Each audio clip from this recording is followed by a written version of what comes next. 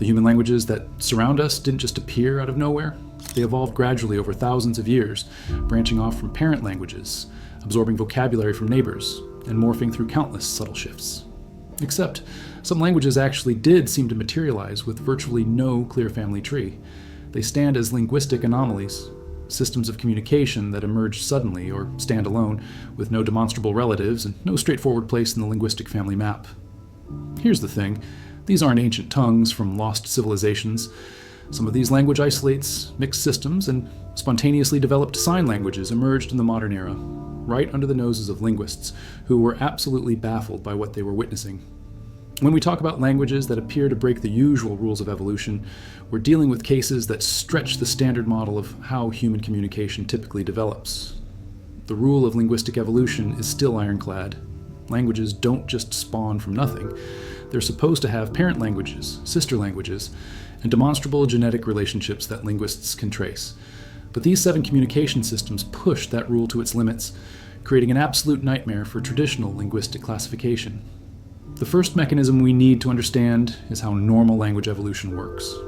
Typically, languages develop through a process linguists call gradual divergence, like how French, Spanish, and Italian all slowly evolved from Latin over centuries. There's always supposed to be a traceable lineage, a genetic family tree. When linguists find a language without clear relatives, they call it a language isolate, a linguistic orphan with no demonstrable family connections, often because whatever sisters it once had have vanished without a trace. Basque stands as perhaps the most famous language isolate in Europe, an absolute linguistic fortress surrounded by Indo-European languages. Spoken in the Pyrenees Mountains between Spain and France, Basque has no proven genetic relationship to any living language. It's not just different from neighboring Romance languages, it's structurally alien, with ergative absolutive case marking, an agglutinative structure, and a vocabulary that shares almost nothing with any other European language.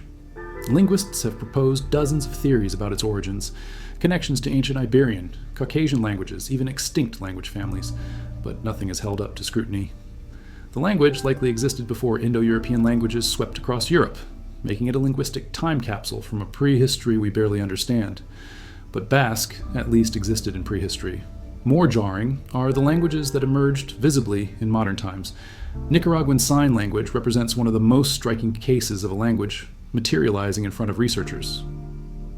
In the 1970s, Nicaragua established its first school for deaf children. These children had previously been isolated, using only rudimentary home signs with family. When suddenly brought together, something extraordinary happened. Within years, not centuries, these children collectively developed a complete grammatical language with syntax, morphology, and complex spatial grammar. The first cohort created a relatively simple shared system, but the next generation of children transformed it into a full language with consistent rules and more intricate grammar. Researchers watched a new language emerge in roughly a single generation from the interaction of children equipped with human brains wired for language, but without a pre-existing sign language to copy. The uncanny reality intensifies when we look at twin languages, or cryptophagia. Identical twins sometimes develop highly idiosyncratic communication systems that are incomprehensible to everyone else. The most famous case was documented in the 1970s, with twin sisters whose private speech was later popularized under the label Poto and Cabengo. Their communicative system had consistent phonological patterns, recurrent structures, and a lexicon that sounded like nonsense to outsiders. They weren't just babbling. Analysis showed systematic distortions and reworkings of the English and German they were exposed to, plus invented forms layered on top. Their idiolect emerged from limited, atypical input and intense interaction with each other, suggesting that children can reshape the languages around them into something that feels almost like a separate code. Now let's escalate to an even more striking case: Light Warlpiri, a mixed language that emerged in a remote Australian community within a single generation. In the 1970s and 1980s, children in the community were exposed to traditional Warlpiri, Australian Creole, and varieties of English. Instead of simply code switching, they synthesized elements from all three. What makes this language particularly fascinating is its unprecedented grammatical structure. It combines the nominal system from Warlpiri with verbal structures and auxiliaries drawn from English and Creole, plus unique grammatical innovations that exist in none of its source languages exactly as they appear in Light Warlpiri. Children under about 35 years old speak this new language as their everyday code, while their parents speak traditional Warlpiri, or switch among Warlpiri, Creole, and English. This compresses what we usually imagine as slow change into a single generation. The linguistic anomalies get even stranger when we consider Al Sayed Bedouin Sign Language. In a small Bedouin village in Israel's Negev Desert, a high rate of genetic deafness over several generations led to the spontaneous development of a complete sign language, largely in isolation from established national sign languages. Within roughly 3 generations, the community developed a shared sign language with complex spatial grammar and systematic patterns among signers who had no formal exposure to an existing sign language. The language emerged from the everyday communicative needs of deaf and hearing villagers, giving linguists a rare window into how structured grammar can crystallize out of ordinary interaction when a community needs it. Then there's Esperanto, not a naturally emerging language, but one intentionally created in 1887 by L.L. Zamenhof. While constructed languages aren't new, what makes Esperanto extraordinary is how it escaped its creator's control and evolved naturally once it had a community of speakers. Today's Esperanto includes vocabulary, grammatical shortcuts, and idioms that Zamenhof never invented.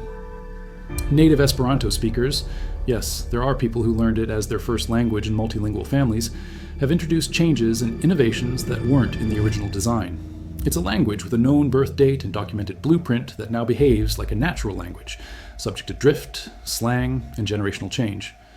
Perhaps the most conceptually staggering case is Riau Indonesian, spoken on the Indonesian island of Sumatra. Unlike Standard Indonesian, with its more familiar grammatical rules, this variety has been described by some linguists as having extremely minimal overt grammar, little tense marking, no obligatory plurals, and very flexible syntax. Linguist David Gill documented this variety and made the controversial claim that it may represent a kind of pragmatic language, where meaning comes almost entirely from context, rather than from rigid grammatical categories. The sentence ayam makan could mean the chicken is eating, the chicken ate, the chicken that's eating, or even someone is eating chicken, depending purely on context. Not all linguists agree with Gill's strongest claims, but the debate itself challenges core assumptions about whether grammar always has to look like the rule-heavy systems we're used to. Here's where we reach the limits of linguistic knowledge. These language emergence cases expose a fundamental gap in our understanding of how human communication systems form. The traditional model of gradual evolution over centuries doesn't fully explain rapid sign language genesis, child-driven mixed languages, and isolates whose relatives have vanished. Some linguists now propose that the human brain contains a language acquisition device, an innate capacity to generate grammatical structures so powerful that children can build a full language even from fragmented, inconsistent, or entirely new input. This leads to the most unsettling question. What if language isn't primarily cultural but biological? What if our brains are pre-programmed with grammatical templates that can emerge under the right conditions?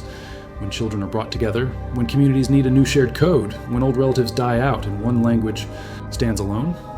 These 7 cases don't show languages popping into existence from nothing, but they hint at an underlying mechanism we're only beginning to understand, that human language might be more like a seed waiting for the right conditions to sprout than a purely cultural invention passed down through generations.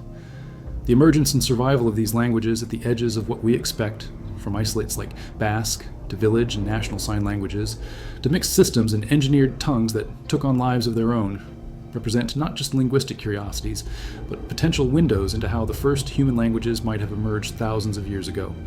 And that's the final uncanny reality. We're still watching languages being born, still witnessing the fundamental miracle of human communication emerging from silence, and still standing at the edge of understanding one of humanity's defining features.